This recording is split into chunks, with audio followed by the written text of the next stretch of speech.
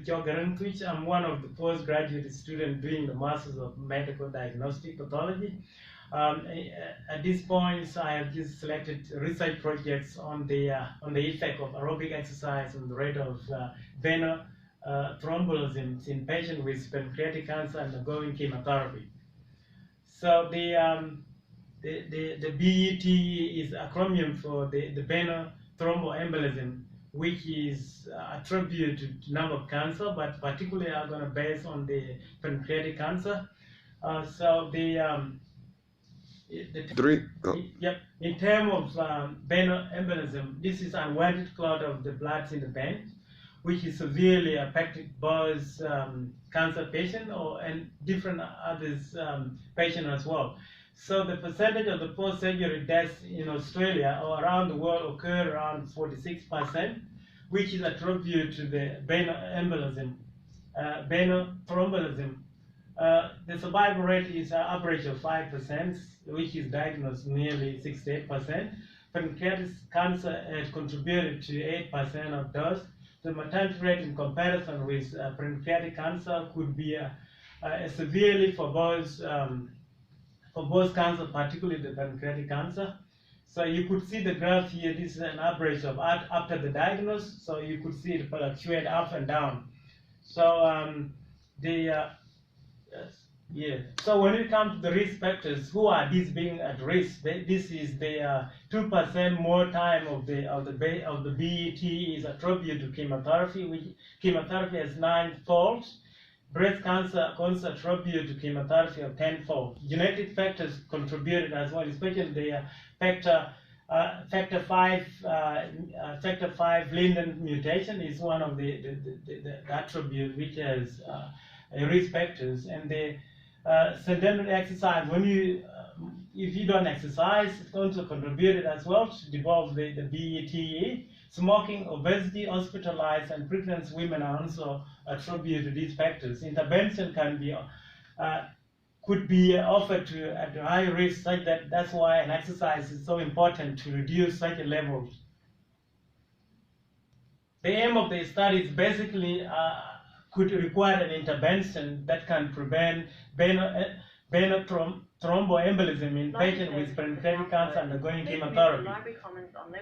Therefore, the population chosen at this point are extremely to develop the BET, and the benefit could be greatly from intervention. If we can do a bit of intervention quite earlier on, it will help the population. And that's why it has been targeted to undergo this aerobic exercise to reduce such burdens on the population.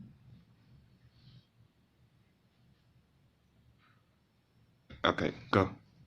I've chosen systemic reviews to have a search-based term related to pancreatic cancer, and the acronym can be BET, and exercise intervention could be given an insight to the effect of exercise intervention on the rate of this targeted population.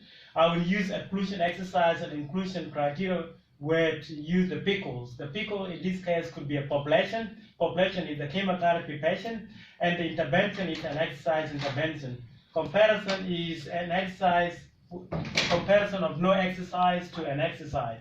So outcome could be the reduction of the rate of venous thromboembolism. The studies is randomized controls, and they are and available of few others will be used as the risk assessment for this one.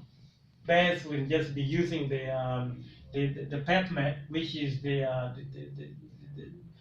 the most medical search database that I can use to get all those things. I will use the cohort library as well, and the Synum Webs of Science and the sports studies will be used to help with the search term. And search term will be the BET. The search term will also be the deep venous thrombosis and exercise intervention as well. Go ahead. Yeah, the search term strategies is going to be operating using the boneless operators.